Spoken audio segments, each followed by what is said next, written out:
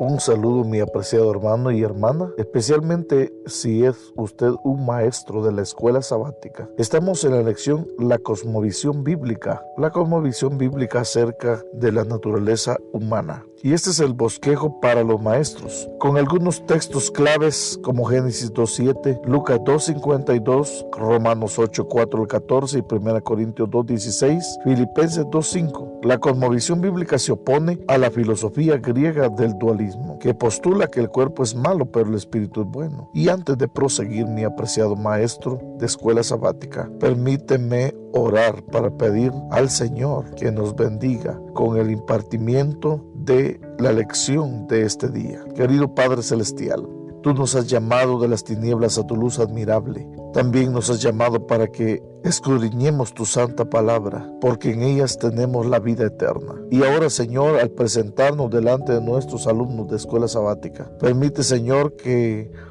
se agudice nuestro pensamiento.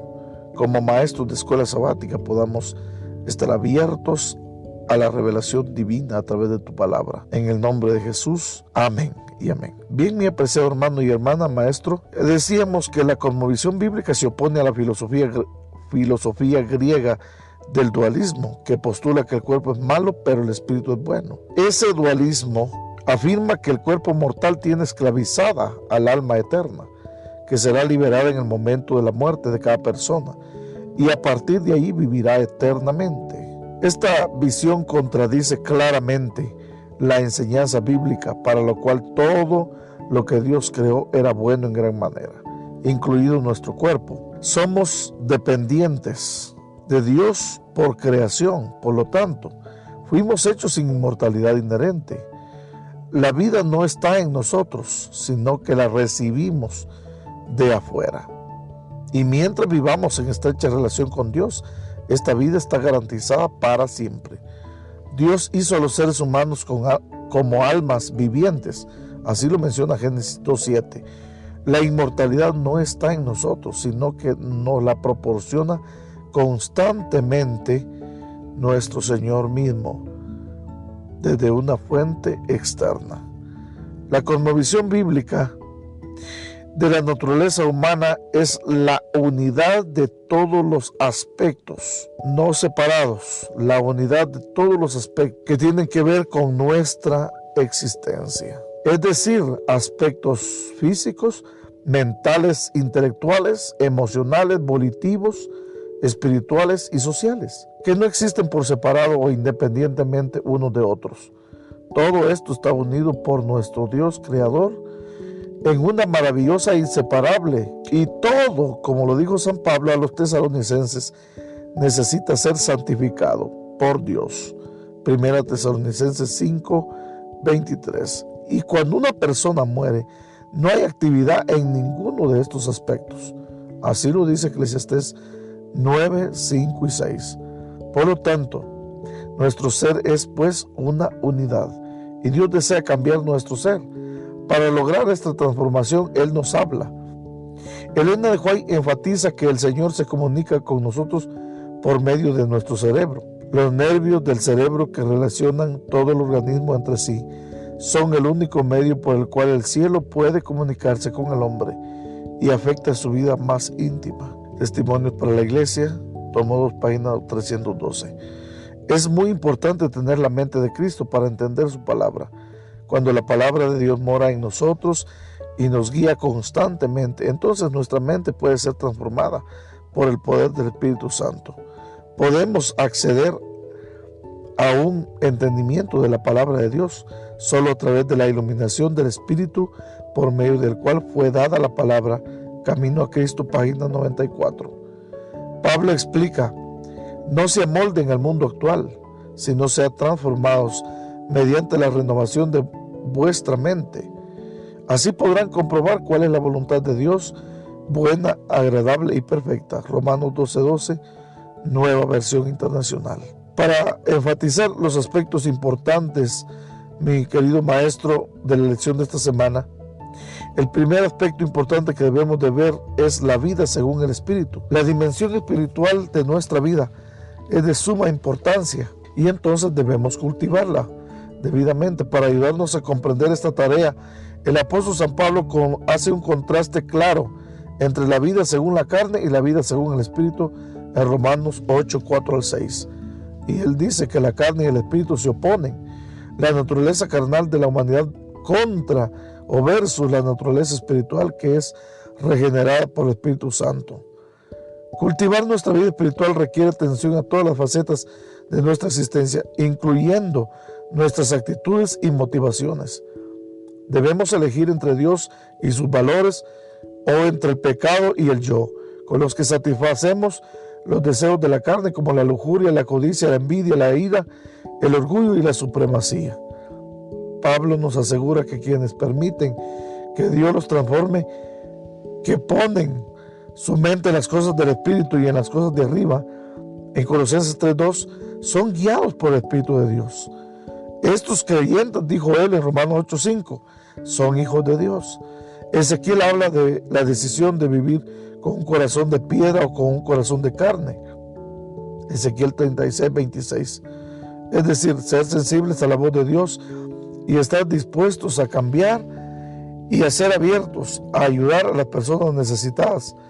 Solo el cirujano celestial puede realizar con éxito este trasplante del corazón humano. El otro aspecto importante que debemos de ver en la lección de esta semana es el cuerpo, el aspecto físico. De acuerdo a Génesis 6:3, los seres humanos son carne. También son polvo, tomados de la tierra, y al polvo vuelven, dice Génesis 3:19. Este axioma o verdad significa que somos frágiles y mortales. Sin embargo, Pablo anima a los creyentes a estar llenos del Espíritu para servir y glorificar a Dios en su cuerpo.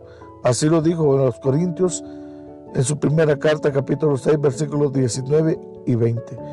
¿O ignoráis que vuestro cuerpo es templo del Espíritu Santo, el cual está en vosotros, y el cual tenéis de Dios, y que no sois vuestros? Porque habéis sido comprados por precio. Glorificad pues a Dios en vuestro cuerpo y en vuestro espíritu, los cuales son de Dios. Además, en la misma carta, en su primera carta, capítulo 10 y versículo 31, Pablo explica cuál debe ser nuestra meta en la vida. Si pues coméis o bebéis o hacéis otra cosa, hacedlo todo para la gloria de Dios. Y el tercer elemento importante que debemos de ver en la lección de esta semana es el alma o el corazón. Los aspectos emocionales, intelectuales y volitivos. La Biblia hebrea subraya la noción de corazón en muchos versículos. Dios declara que Él transformará el corazón humano mediante sus enseñanzas, su gracia y su espíritu. Así lo dijo mediante el profeta Jeremías, capítulo 31, versículo 33. Daré mi ley en su mente y la escribiré en su corazón. Y pondré dentro de vosotros mi espíritu y haré que andéis en mis estatutos y guardéis mis preceptos y los pongáis por obra, decía el profeta Ezequiel, capítulo 36, versículo 27. En la Biblia el corazón representa más que un órgano físico que bombea sangre. Simboliza el centro de las emociones. Un lugar donde decidimos las cosas, donde sentimos y donde pensamos. Representa nuestra vida interior, la vida profunda de nuestros motivos, metas y deseos. Así que, mi apreciado hermano y hermana, el corazón es la mente en la Biblia. El siguiente aspecto importante de nuestra lección es el aspecto social. Fuimos creados como personas sociales. Ninguna persona está aislada en sí misma. Fuimos creados en una dimensión social. La vida social es un aspecto muy importante de nuestra existencia. Y para tener un equilibrio saludable en la vida, necesitamos cultivar relaciones significativas con otras personas y servirnos mutuamente, como Cristo Jesús lo hizo. Mateo 20:28. Esto se manifestó bien en la infancia de Jesús, cómo se desarrolló y creció de manera integral. Así leemos en el Evangelio de Lucas capítulo 2, versículo 52. Y Jesús crecía en sabiduría y en estatura y en gracia para con Dios y con los hombres. Por lo tanto, la vida de Cristo estaba en equilibrio porque todos los aspectos de su personalidad, es decir, las dimensiones mentales, físicas, espirituales y sociales se desarrollaban en perfecta armonía. Y el último aspecto importante de la lección de esta semana habla acerca de la mente de Cristo. El apóstol Pablo dejó en claro que todo creyente debe ser una persona espiritual. Podemos tener la mente de Cristo solo cuando discernimos espiritualmente las cosas espirituales y permitimos que el Espíritu de Dios nos guíe. Romanos 8:14. Y en 1 Corintios 2:16 él mismo escribió: porque ¿quién conoció la mente del Señor? ¿Quién le instruirá? Mas nosotros tenemos la mente de Cristo. De esta manera podemos vislumbrar la mente de Dios para llegar a conocer su pensamiento. Y en Filipenses capítulo 2, versículo 5, en la Nueva Versión Internacional, traduce esta frase: haya pues en vosotros este sentir que hubo también en Cristo Jesús. Pero en la versión Nueva Internacional, la actitud de ustedes debe ser como la de Cristo Jesús. Dice, traducen. Y la Nueva Traducción Viviente, en algunas otras traducciones, explican correctamente este término como actitud. Tengan la misma actitud que tuvo Cristo Jesús. Necesitamos pensar conforme a la manera de Dios. Jesús reprendió a Pedro por su pensamiento terrenal cuando le dijo: no pienses en las cosas de Dios, sino en las de los hombres. Mateo 16:23. Los estudios antropológicos y neurocientíficos demuestran una antropología teológica que representa excelentes nuevos enfoques sobre la mortalidad de todo ser humano. Las investigaciones confirman la enseñanza bíblica. Por ejemplo, el autor David Gushue declara: a diferencia de la noción griega de que el cuerpo se descompone mientras que el yo flota en dirección al cielo, una interpretación bíblica, especialmente judía, al parecer no concibe una existencia separable entre el cuerpo y el alma o espíritu. Cuando morimos, la totalidad de nosotros muere. Nancer y Murphy incluye las funciones físicas y relacionales de nuestra existencia y también enfatiza la responsabilidad moral humana. En lugar de un alma, utiliza la noción del yo. El término yo se usa de varias maneras en psicología y en filosofía. Lo que está en juego aquí no es la cuestión de qué significa ser un yo. La cuestión es tener el concepto del yo. Murphy afirma que los seres humanos son físicos y que es el cerebro el que hace el trabajo que antes se le atribuía a la mente o al cuerpo. Eso no lo creo conveniente. Qué sorprendente confirmación de lo que dijo Elena de White. Joel Green también dice, utilizando su trayectoria en neurociencias y estudios bíblicos, afirma algo interesante. Argumentos a favor de la visión holística bíblica sobre la humanidad. Enfatiza que los seres humanos son una unidad y no poseen un alma ontológicamente distinta. Por lo tanto, niegan correctamente que después de la muerte física, el alma viva en un estado intermedio. Green culmina entonces su estudio con la esperanza de la resurrección y declara enérgicamente: no hay nada en el ser humano creado que intrínsecamente sea inmortal. La resurrección y la vida futura encarnada son obra de Dios, o sea, un don divino. F.F. Bruce, otro teólogo, declara apropiadamente: según la usanza bíblica, la inmortalidad solo pertenece incoherentemente a Dios. Por lo demás, pertenece solo a quienes que se predica en la Biblia o a quienes Dios se las da. Repito, en lo que respecta a los seres humanos, la inmortalidad que se predica en la Biblia es del cuerpo, no del alma. En nuestra cultura occidental, el pensamiento y el lenguaje sobre la inmortalidad han estado determinados en gran medida por la doctrina de Platón sobre la inmortalidad del alma. Pero cualquier intento de combinar la doctrina de Platón con las enseñanzas bíblicas solo crea confusión. Por lo tanto, mi apreciado hermano y hermana, Platón nunca entendió la inmortalidad de los escritores bíblicos. Y lo que Pablo entendía por el alma no es lo que los escritores bíblicos entienden ahora y lo que nosotros entendemos por alma. Para el cristiano, la esperanza de la inmortalidad está ligada a la resurrección de Cristo. Esta es la mejor noticia que podemos escuchar, mi apreciado hermano y hermana.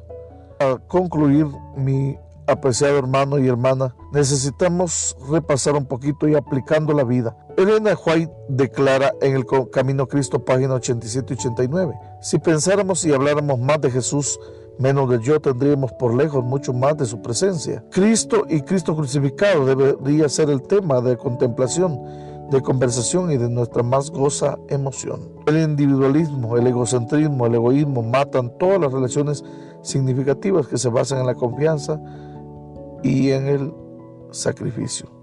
¿Cómo podemos construir una vida social relevante con las personas que nos rodean? ¿Cómo puedes obtener la mente de Cristo?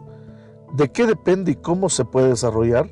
Cuando Dios se comunica con nosotros a través de los nervios sensibles de nuestro cerebro, la pregunta es ¿cómo podemos protegerlos y cultivarlos de la mejor manera? Bien, mi apreciado hermano y hermana, maestro, quiero decirles que los bosquejos del pastor Sarsuri y también del pastor Fernando son muy importantes para que puedan ser usados en el repaso de la lección. Permítame terminar con oración en esta oportunidad. Querido Padre Celestial, gracias por tu palabra. Bendice a los maestros que estarán al frente de sus alumnos. Que puedan, oh Dios, poder hacerlo mejor, aún en el momento menos indicado. Bendice a cada maestro, Señor, en esta oportunidad. Sé con él, ilumínalo por medio de tu Santo Espíritu. En el nombre de Jesús. Amén y amén.